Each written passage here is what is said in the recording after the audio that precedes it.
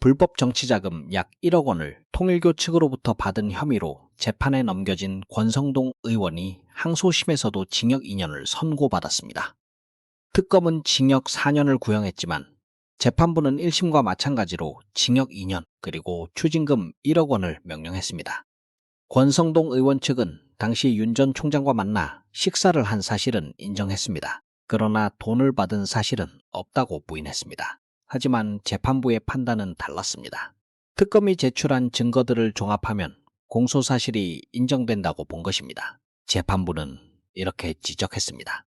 일반적인 정치자금법 위반 사건과 비교해도 사안이 매우 중대하다. 엄한 처벌이 불가피하다. 여러 증거가 공소사실을 뒷받침하고 있음에도 피고인은 수사 단계부터 범행을 부인하고 있다. 재판부가 죄질이 매우 무겁다고 판단한 겁니다. 만약 이번 판결이 그대로 확정된다면 권성동 의원은 의원직을 잃게 됩니다. 그리고 앞으로 10년 동안 피선거권도 제한됩니다. 다시 말해 선거에 출마할 수 없게 되는 것입니다. 정치권에서는 사실상 권성동 의원의 정치적 종착점이 가까워졌다는 해석도 나오고 있습니다. 다음 소식입니다. 하정우 수석과 관련한 새로운 움직임도 전해졌습니다. 오늘 오전 하정우 수석이 사의를 표명했다는 소식이 나왔습니다. 사직서는 이미 제출됐고 수리 절차가 진행 중인 것으로 알려졌습니다. 하 수석은 기자들과 만난 자리에서 자신의 결정을 직접 설명했습니다. 그는 대한민국을 인공지능, 즉 AI 분야 세계 3대 강국으로 만들기 위해서는 지금 이 시점에 국회가 더 중요한 역할을 해야 한다고 말했습니다. 하 수석은 이렇게 밝혔습니다. 비록 지금은 대통령실을 떠나지만 대한민국을 AI 3대 강국으로 만드는데 제가 어디에 있어야 더 기여할 수 있을지 고민했다. 그렇다면 이재명 대통령이 공개적으로 말했던 일의 함정에 빠지지 말라는 발언과는 어떻게 연결될까요? 이에 대해 하 수석은 대통령 입장에서는 함께 일하기 편한 참모를 곁에 두고 싶어 하는 것이 당연하다고 설명했습니다. 하지만 그는 대통령과 만난 자리에서 지금 자신이 해야 할 일이 왜 중요한지, 그리고 AI 정책이 왜 국회에서 다뤄져야 하는지를 충분히 설명했다고 밝혔습니다. 하 수석에 따르면 이재명 대통령은 큰 결정을 한 것 같다고 말했고 이후 미소를 지으며 그 결정을 받아들였다고 합니다. 이 대화만 봐도 대통령실 내부 분위기가 크게 나쁘지 않았다는 점을 짐작할 수 있습니다. 동시에 이재명 대통령이 하 수석의 선택을 비교적 넓게 받아들였다는 해석도 가능합니다. 다만 정치권에서는 여러 해석이 나오고 있습니다.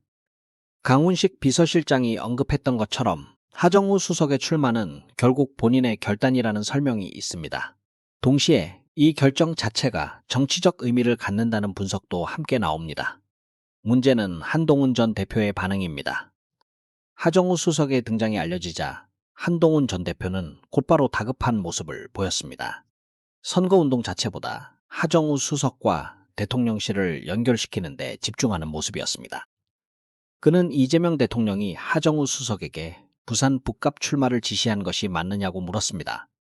그리고 만약 그것이 사실이라면 대통령의 불법 선거 개입이라고 주장했습니다.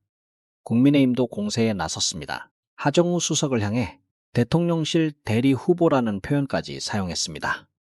이런 반응을 보면 하정우 수석의 등장이 보수 진영에 상당한 부담으로 작용하고 있다는 점을 읽을 수 있습니다.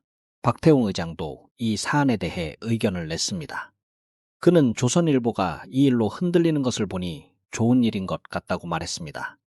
또한 하정우 수석을 지지한다고 밝혔습니다. 박 의장은 한국이 서방 세계에서 가장 뛰어난 제조 기반을 가진 나라라고 평가했습니다. 그렇기 때문에 피지컬 AI를 실현하기에 가장 적합한 곳이라고 말했습니다.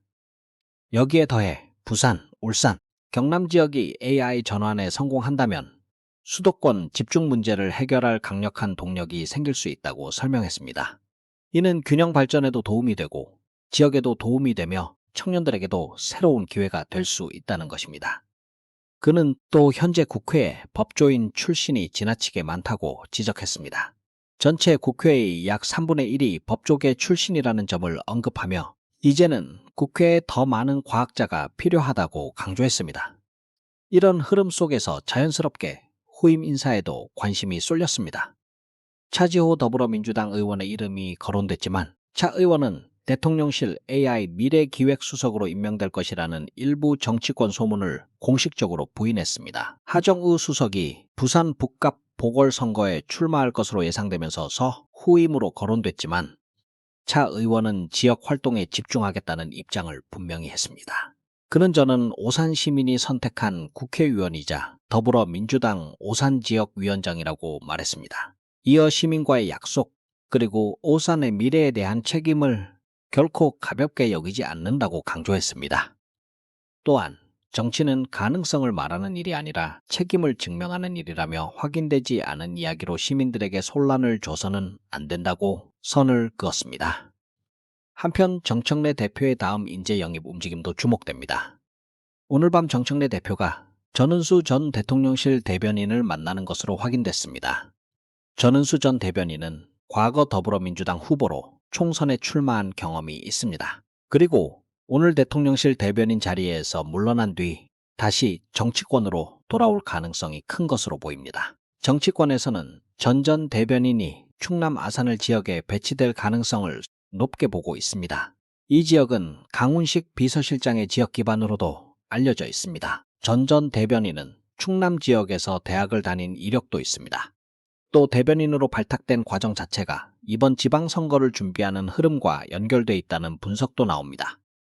다음은 평택을 소식입니다. 김용남 후보는 정확히 10년 전 평택 동삭동에 자신이 운영하는 법률사무소 분소를 냈다고 밝혔습니다. 이는 그가 평택을 지역과의 연결고리를 이미 오래전부터 준비해왔다는 점을 보여줍니다. 김 후보는 조국 후보, 김재현 후보와도 대화할 수 있다는 비교적 유연한 입장을 보였습니다. 그는 먼저 출발한 조국 후보, 그리고 김재현 후보와도 마음을 열고 대화하며 함께 고민하겠다고 말했습니다. 그러면서도 반드시 더불어 민주당의 승리를 만들어내겠다고 강조했습니다. 하지만 후보 단일화 문제는 아직 복잡합니다.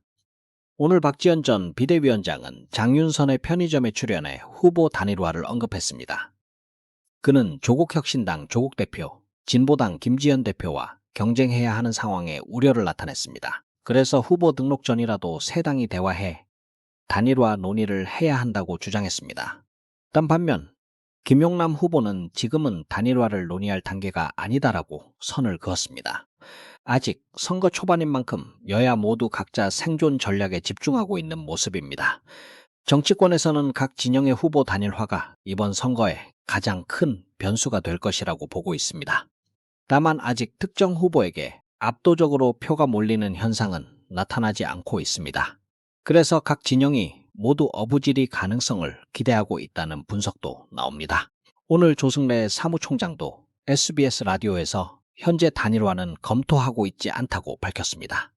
그는 김용남의 이름으로 더불어민주당의 이름으로 승리할 것이라고 말하며 단일화와 거리를 뒀습니다. 반대로 조국혁신당은 민주당이 이른바 조국 저격수로 불리는 김 후보 후보를 공천한 뒤 견제구를 던지고 있습니다. 강경숙 의원은 김 후보가 검사 출신 정치인이고 여러 차례 논란의 중심에 섰던 인물이라고 비판했습니다. 여기에 예상보다 높은 지지율이라는 환경적 변수도 있습니다. 현재 평택을 선거는 다자 구도가 현실화됐습니다. 각 후보와 정당은 제한 없는 경쟁에 들어갔고 평택을 향한 공약 경쟁도 본격화되고 있습니다. 앞으로 여론조사 흐름을 계속 지켜볼 필요가 있습니다. 마지막 소식입니다. 너 이재명 찍었지? 이런 질문이 아직도 군 내부에서 나온다는 폭로가 JTBC를 통해 전해졌습니다. 군 방첩기관은 전면 해체하고 처음부터 다시 만들어야 한다는 목소리까지 나오고 있습니다. 그 이유는 간단합니다. 이 기관 안에 아직도 내란 세력의 잔재가 남아있고 과거 군사 독재 시절의 사고방식에서 벗어나지 못했다는 지적이 제기되고 있기 때문입니다. 현직 방첩기관 관계자 ACC는 JTBC에 직접 제보했습니다. 그가 말하고 싶었던 핵심은 하나였습니다. 내란 사태 이후에도 방첩기관은 반성하지 않았다는 것입니다. 기관 내부에서는 여전히 정치 성향을 파악하려는 움직임이 있었고 계엄을 옹호하는 분위기까지 있었다고 합니다. 일부 군인들에게는 너 이재명 지지자냐, 너 좌파냐, 너 이재명 찍었지라는 말까지 했다는 증언도 나왔습니다. 이것은 윤석열 정부 시절의 과거 이야기가 아니라 지금도 이어지고 있다는 점에서 더 심각합니다. JTBC가 인터뷰한 현직 방첩기관 관계자 A씨는 올해 초 이상한 지시를 받았다고 밝혔습니다. 지난 12월 3일 계엄에 반대하는 것으로 보이는 군 인사를 알아보라는 지시였다고 합니다. 또 계엄을 찬성하는 사람들에 대해서도 조사하라는 지시가 있었고 실제 보고서를 만들라는 지시까지 있었다고 주장했습니다. 윤석열 정부 당시 방첩기관이 불법 계엄 사태의 핵심 역할을 했다는 의혹이 드러난 뒤에도 권한 없는 정치 성향 수집이 계속됐다는 뜻입니다. 방첩기관 산하부대에서는 마음에 들지 않는 군인에게 정치적 낙인을 찍는 말도 나왔다고 합니다. 너 이재명 지지자냐? 너 좌파냐? 너 이재명 찍었지? 이런 말들이 실제로 오갔다면 이는 결코 가볍게 볼 문제가 아닙니다. 더구나 기관 내부에는 계엄을 옹호하는 분위기도 남아 있었다고 합니다. 일부 관계자는 계엄이 자유 대한민국을 지키기 위한 정당한 조치였다고 말하거나 극우 유튜버를 본다는 사실을 자랑스럽게 이야기했다는 증언도 나왔습니다. 이제 국방부 장관이 직접 나서야 한다는 요구가 커질 수밖에 없습니다. 방첩기관을 그대로 둘 것이 아니라 전면적인 조사와 구조 개편이 필요하다는 목소리가 나오는 이유입니다. 관련자들을 끝까지 찾아내고 책임을 물어야 한다는 주장도 이어지고 있습니다. 오늘 전해드린 내용은 여기까지입니다.